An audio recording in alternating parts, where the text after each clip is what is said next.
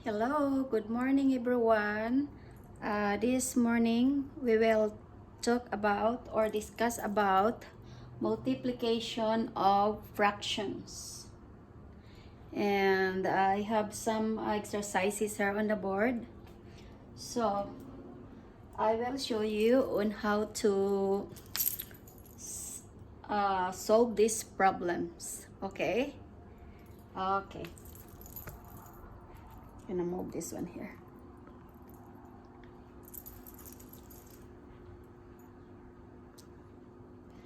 Okay, let's see so we can see. Okay, so can you see it? Let's move here. Make sure you can see.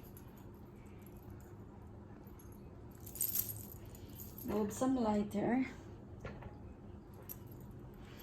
Okay, so I have here 2/4 times 3/6. So we will multiply 2 times 3. Okay, 2 times 3 is, we will multiply both the numerator. So 2 times 3 is 6. And then multiply both the denominators. 4 times 6 is 24. So the answer is 6/24. So this one we can also, this one is not yet the simplest form. So we will by 6, we'll do by 6. So 6, so divided by 6 equals 1. 6 by 24, 6 times 4, 24 is equals 4. So the final answer is 1/24. Okay? Okay, so or we can also, because this one is big number, I will show you the other solutions. We can reduce this, or we can do like this, right? By 2, you know, diagonal. So 2, 1 by 2 is 3. 6 by 2 is 3. 3 times 2, 6. Okay? So now, after crossing, you know, after reducing it, we'll multiply. 4 and 3, we can't reduce it. Okay? So 1 times 3 equals 3. And then 4 times 3 is 12. So now, this one, we can still reduce this. So by 3, so that one is 1 by 3. 3 is 4. No? By 3, that means divided by 3. 3 divided by 3. So, 3 by 3, 1. 12 by 3, 4. Okay, this is the final answer.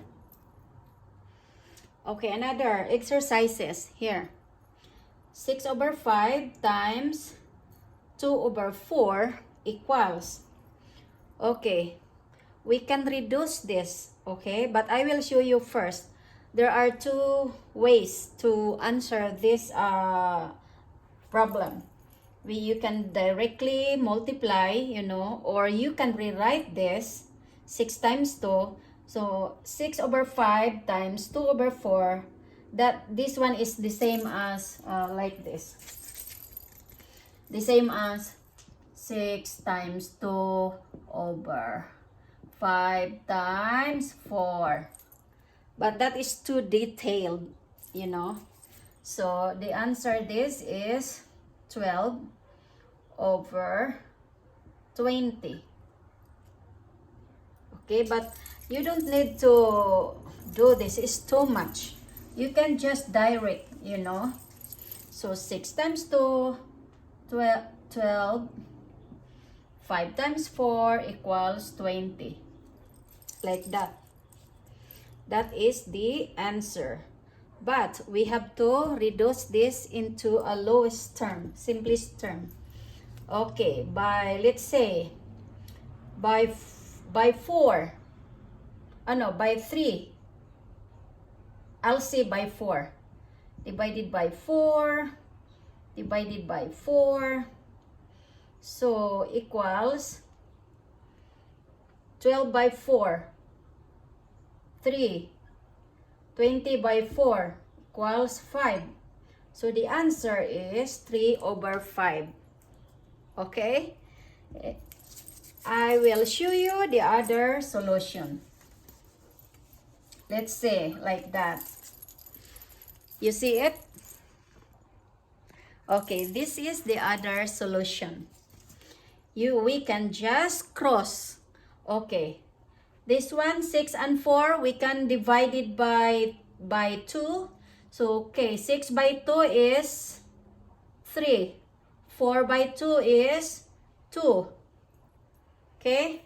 So, now, 3 times 2 equals 6.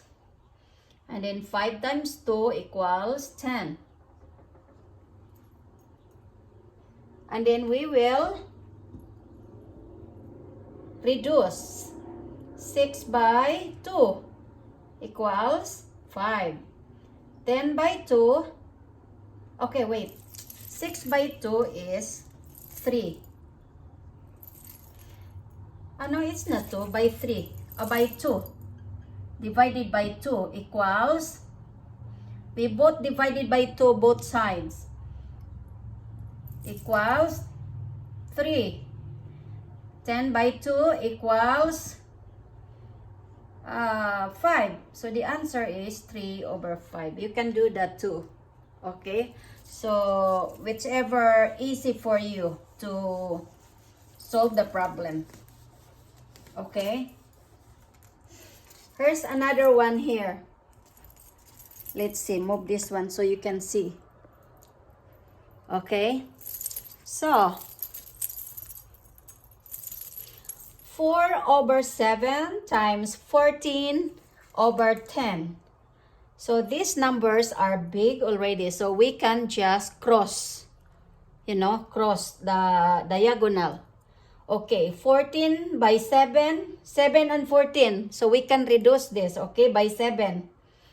Okay, this one is 1. How many 7 and 14 is 2. Okay, here, cross also, 4 and 10, we can do it by 2. So this one by 2 is 2. 2 times 2, 4. Okay, 10 by 2 is 5. 5 times 2 is 10. So, now, we can multiply. Okay, 2 times 2, 4. 1 times 5 is 5. So, this is now the final answer, 4/5. Okay? Okay. So, this one, 8/10 times 2/4. Because guys, if you will just, okay, this one, before we proceed this one, 4/7, 14/10, these are big numbers, so it takes time. So that's why we cross this, by 2, by 7. Okay? So this one, 8/10 times 2/4. So now we can multiply like that. We can multiply both numerator and both denominator. But the easiest solution is, I like this one that I will show you, okay? So, now, we'll do 8 and 4. What number is that we can reduce is by 2 divided by 4. So, 8 by 4 is 2. See? And then 4 by 4 is 1. Now 10 and 2 is by 2. So by 2, this one is 1. And 10 divided by 2 is how much? What is the answer? Is 5. 5 by 2 is, okay. Say 10 divided by 2 is 5. 2 divided by 2 is 1. 8 divided by 2 is, oh no, 8 divided by 4 is 2. 4 divided by 4 is 1. So you just cross, you know, both side diagonal, okay? So the answer, after crossing, you will multiply now, okay? Multiply numerator, multiply the denominators, okay? So 2 times 1 equals 2. 5 times 1 equals 5. So this is the final answer. It is very easy, okay? I'll give you some example.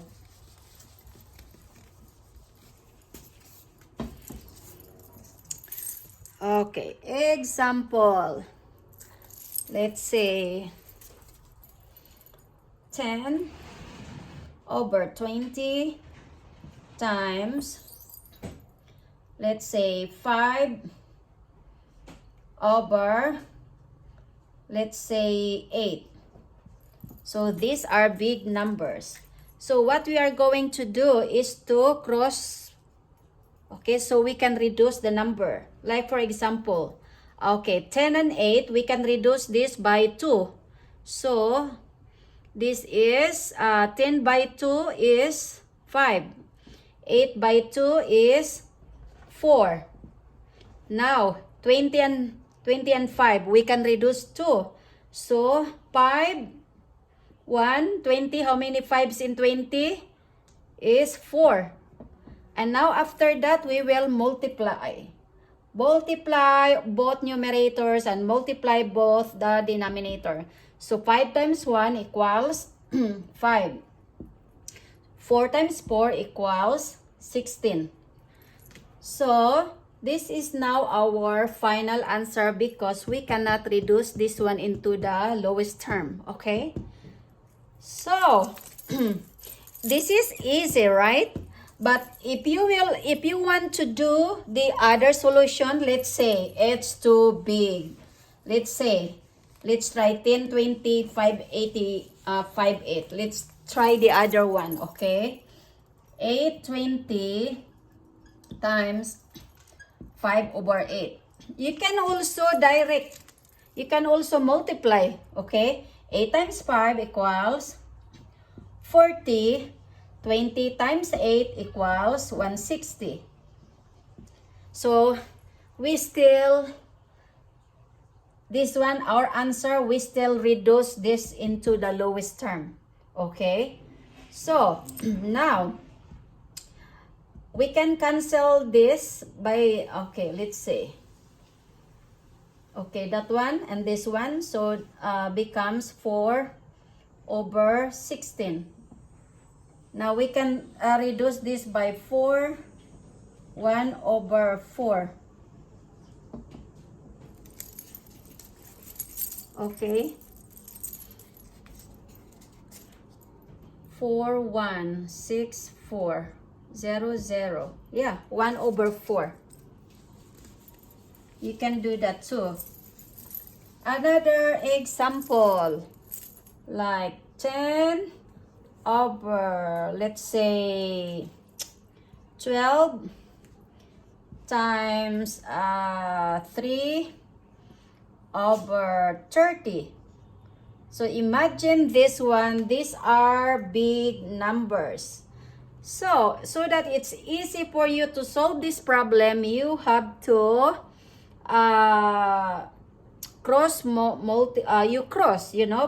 you will divide like this, you know. Okay, let's do first here 10 by 2. Oh no, let's say by 10, because 10 and 30 you can divide it by 10.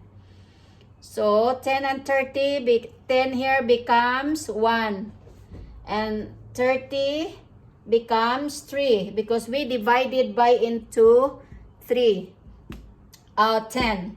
And the next 12 by 3 is 4. And this one becomes 1. So the answer is 1 times 1 equals 1. 4 times 3 equals 12. So the answer is 1 over 12. Okay? Very easy. Okay, another one.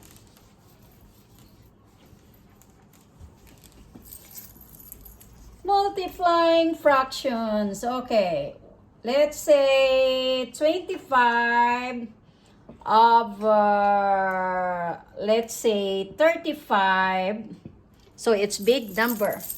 And then times, let's say 7 over 5. Okay. So now, we can do is divide this side, you know. So let's look the number first. 25 and 5. We can divide it by 5. Divided 5. This one becomes 1. 5 becomes 5. 35 by 7. By 7 also. So 35 becomes 5. And then 7 becomes 1. Okay? So now, after doing that, we can just simply multiply this 5 times 1. Becomes 5. And then 5 times, let's see. This one is 1. Because by 5 is 1. So 5 times 1 equals 5. So 5 over 5. So that means 5 divided by 5. So if you will, or 1, the answer is 1. This is the final answer. Because if you will divide 5 over 5, that means 5 divided by 5. So 5 divided by 5 is 1. 1 times 5 equals 5. So now 5 minus 5 equals 0 or x. Okay? Very easy. Okay.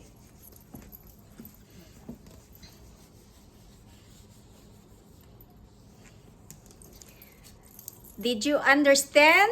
I hope so. Okay. It's very easy.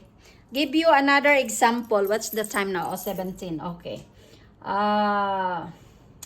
Let's say 63 over let's say 30. So it's big number. That's why we need to know how to solve this very quick. Times, let's say 8 over let's say 9. That's big numbers. Okay. So now we have to look the diagonal number. 63. What number that we can divide it both sides? I think it's 7. 9 times 7 equals 63. So, oh no, it's not. Let's see,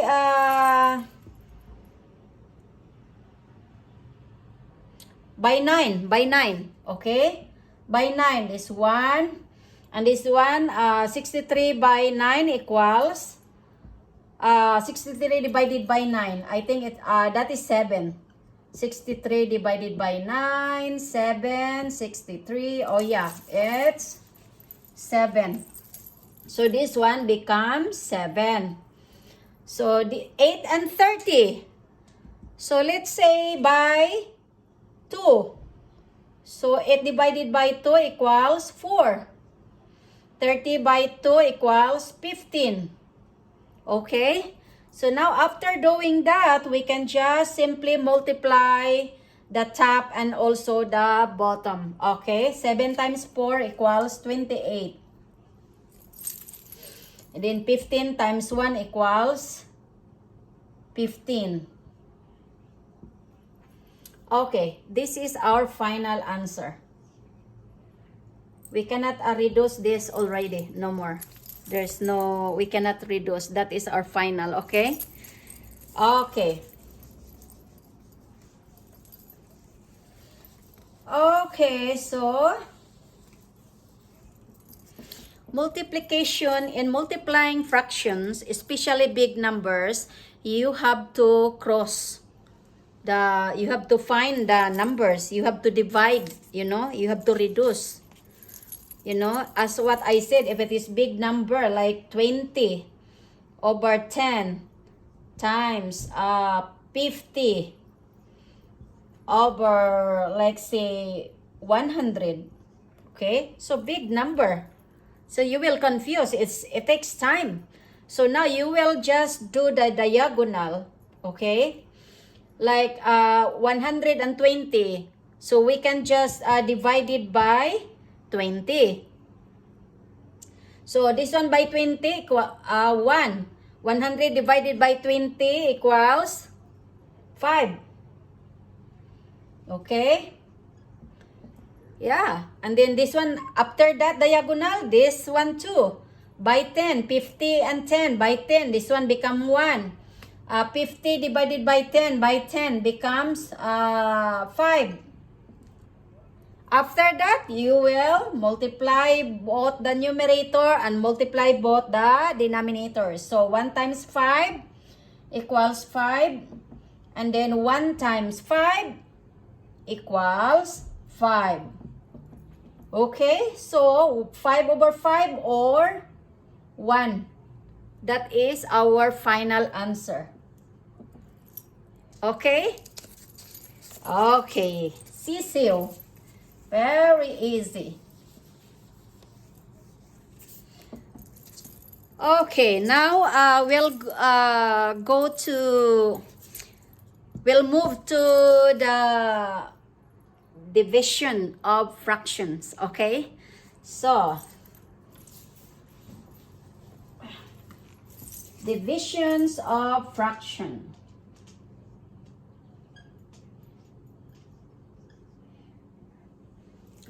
Okay, we are now in division of fractions.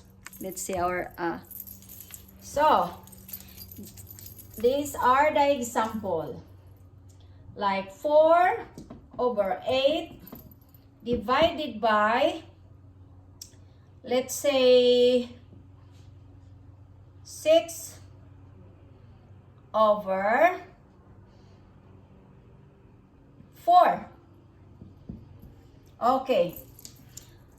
Okay, in dividing fractions, we have to reverse the second fractions. That is the law, or the reciprocal of, you know. So this one, okay, first we will rewrite this, okay? So 4 over 8. So, before reversing the second fraction, the division, you know, we reverse the second fraction and proceed to multiplication. Okay, we will rewrite this 4 over 8. Before reversing this second fraction, we have to change the division into multiplication, like that. And then reverse the second fraction, you know, reverse. That means the reciprocal. You have to, so instead of 6 over 4, it becomes 4 over 6. So now it's 4 over 6. Okay? So, okay. And then, after, you remember, after changing into the multiplication, we can just now look the diagonal numbers and reduce it, okay? Like, for example, this one, 4 and 6. We can divide it by 2. Okay, 4 divided by 2 equals 2. 6 divided by 2 equals 3. Okay, and then 4 and 8, we can divide it by 4. 4 becomes 1. 8 divided by 4 becomes 2. So now we can multiply here. 2 times 1 equals 2. And then 2 times 3 equals 6. Is this our final answer? 2 over 6? No. We can still reduce. Okay? Reduce by 2. 2 divided by 2 becomes 1. 6 divided by 2 becomes 3. So the answer is, because we divided by 2 becomes 1 over 3. Okay? Very easy. Okay, another example of dividing fractions. Let's say, okay, 20 over, let's say 20 over 40. Remember, this is big number now. Divided by, okay, let's say 10 over, let's say 80. Oh, that's too big. Let's say it's too much. Let's say 40. Let's try that one. Okay. What is the rule in dividing fractions? We have to change the second fraction. We will flip.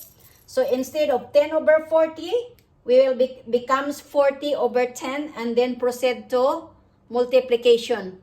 Okay? So we will rewrite this one, okay?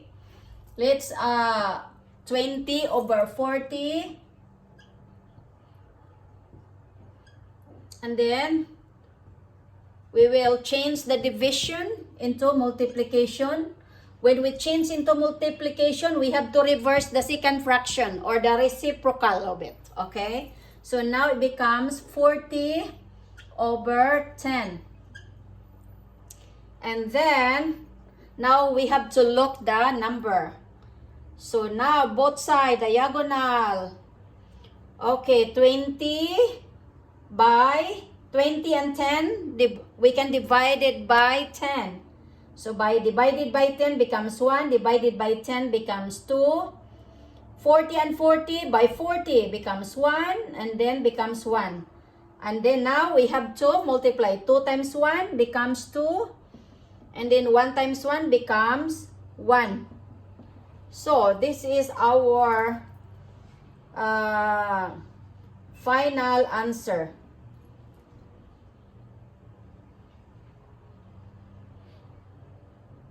Okay? Did you get it? Okay. Another one. Okay, another one. 12 by 20 times 4 over 2. Okay. Now we are in division. Okay, now. Okay, division. Always change the second fraction. Always flip. Okay, and then change into multiplication. So it will be like this now. 12 over 20. And then, before flipping this one, before reversing this one, before writing this one, we have to change first the division into multiplication. Times, and then reverse 2 over 4. Okay? Now, after that, we can simply multiply that, both numerators and both denominators. But since the numbers are too big, so we have to cross multiply, okay? Cross divide, something like that, okay? So now diagonal. 12 and 4, what number we can divide? Divided by 4. So 4 divided by 4 becomes 1. 12 divided by 4 becomes 3. And then 2 and 20, we can divide it by both 2. See, 2 divided by 2 becomes 1. 20 divided by 2 becomes 10. Now after that, we can just multiply. 3 times 1 becomes 3. And then 10 times 1 becomes 10. So this is our final answer. Okay? Sisiu. Is there any questions? Okay. More examples. Okay, another one. Okay, 16 by 32 divided by, let's say, divided by 4 over 8. Okay, it's big number. Okay, first, write the same. We have to rewrite the first fraction, 16 over 32. And then, the division becomes multiplication, 16, and then like that, 16 over 32 times. And then, since we change into the multiplication sign, we have to reverse the second fractions. So, 4 over 8, it becomes 8 over 4. So, we flip it, okay? The reciprocal. Okay, so 8 over 4. Now, after this, you have to reduce diagonal. You know, you find a number, you have to look the number. 16 and 4, we can divide it by 4. So 4 divided by 4 becomes 1. 16 divided by 4 becomes 4. Okay? And then 8 and 32. So by 8 also.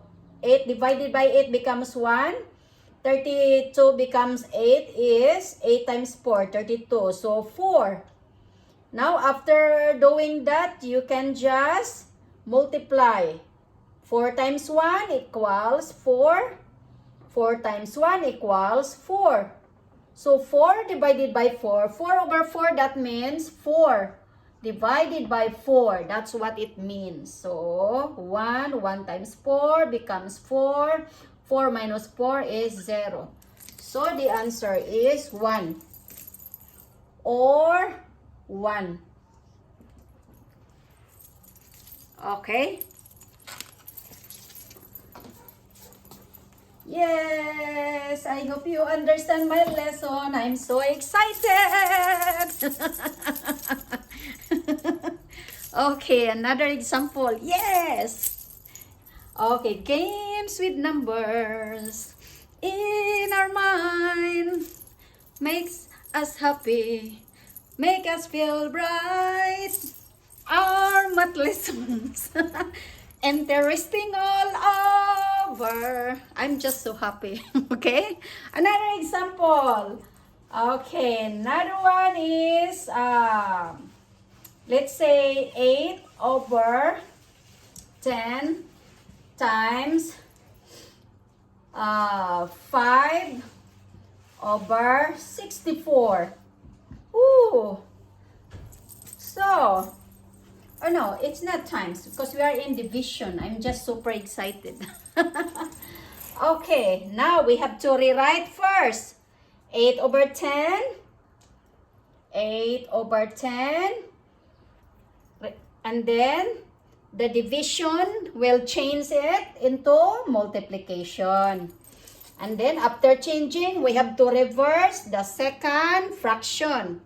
So, becomes 64 over 5 now. 64 over 5. Whew.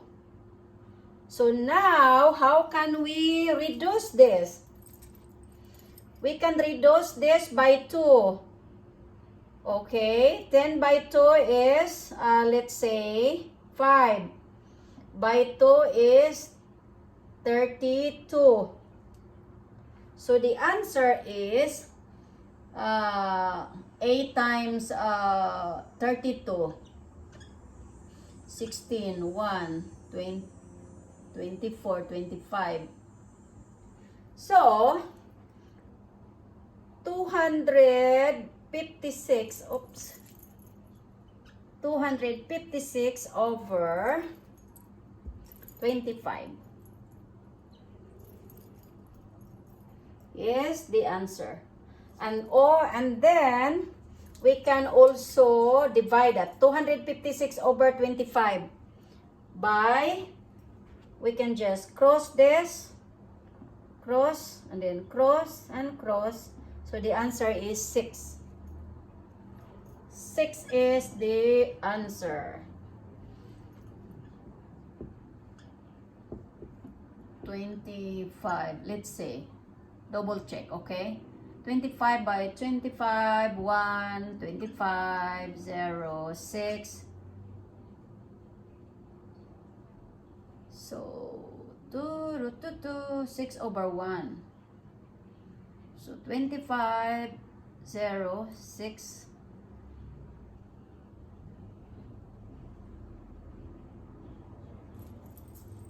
So, cross, cross, cross, cross. So, the answer is, see, 256.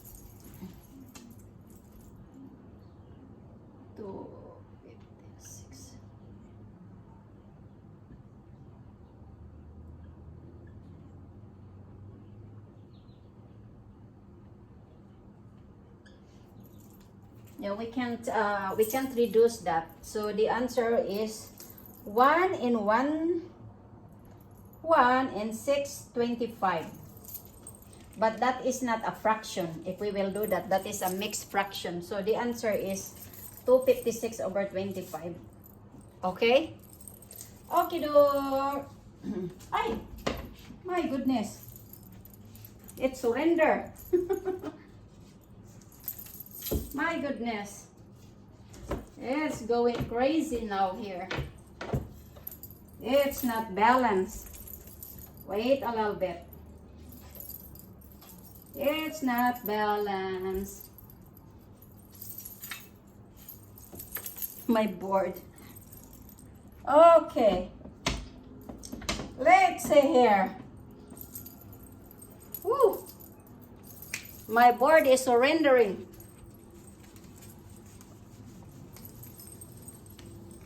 Okay, guys. I hope you understand the division of fractions, okay? Here, one more. 4 over 10 divided by, let's say, 2 over 5. Okay, just simple, okay? Okay, so division, we have to reverse the second fraction and proceed to multiplication. Okay.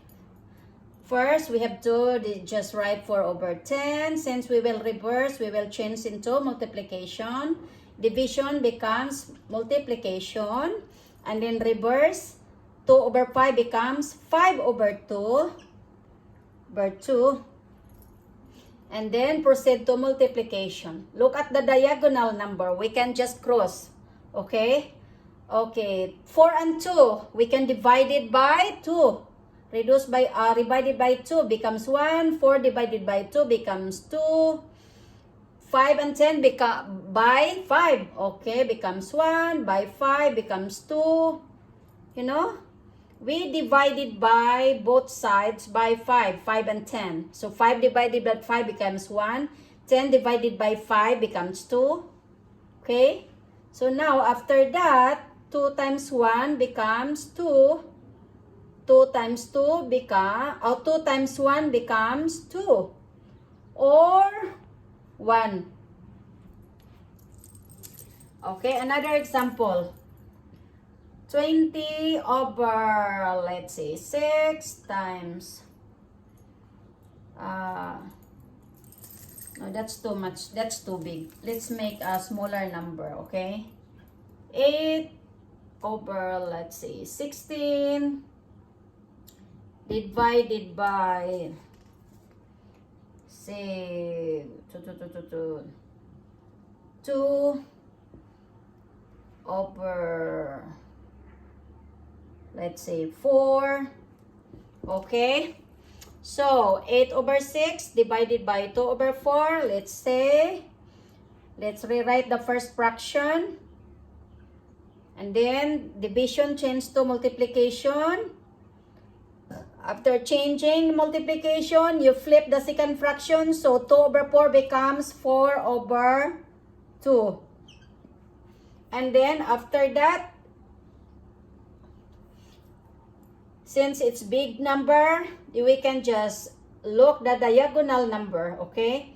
8 and 2 divided by 2. So, by 2, this one becomes 1. By 2 becomes 2 times 4 is 8, so becomes 4. And then 16 and 4, so by 4, this one becomes 1. 4 by 4, 4 times 4 becomes 16. So 16 divided by 4 becomes 4. And then after that, you multiply. 4 times 1 becomes 4. 4 times 1 becomes 4. Or 1. Okay. Okay.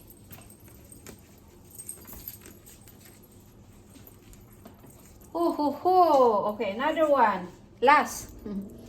Last 2 over 8 divided by 6 over, let's say, 4.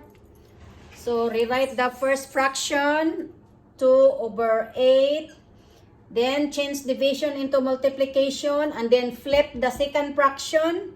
Becomes 4 over 6. And then, after that, look at the diagonal number. Okay? So, 6 and 2, we can divide it by 2. By 2 becomes 1. By 2 becomes 3. 8 and 4 by 4 also. By 4. So, becomes 1. 8 by 4 becomes 2. So, now, 1 times 1 equals 1. 2 times 3 equals 6. So, the answer is 1 over 6. Okay. Thank you so much for watching and listening. I hope you understand our lessons. Okay? And remember, in multiplication, we can just look the diagonal number and look for the number that we can like divide. If you can divide, just what I showed you. Okay, and then after that, you will multiply both numerators, and then you will multiply both the denominators, and then you will look your final answer. If you can simplify your answer, then simplify it. Reduce it into the lowest term, okay? And then in division, you always flip, you always reverse the second fraction, and then proceed to multiplication. Okay? So like for example, 2 over 8 divided by 6 over 4. So then you will just 2 over 8, rewrite the first fraction, and then divide the division becomes multiplication times, and then the second fraction you will reverse it, and 6 over 4 becomes 4 over 8, and then multiply. Or you can look the diagonal number, and you have to find a number that they can divide it both numbers. Okay? Thank you so much for watching. I hope you understand our lessons. And please, if this is your first time to watch my video, please like and share and subscribe to my channel, Luz Roslyn. And we will see you next time. Our math lessons, I'll be teaching in mathematics. I will show you next time.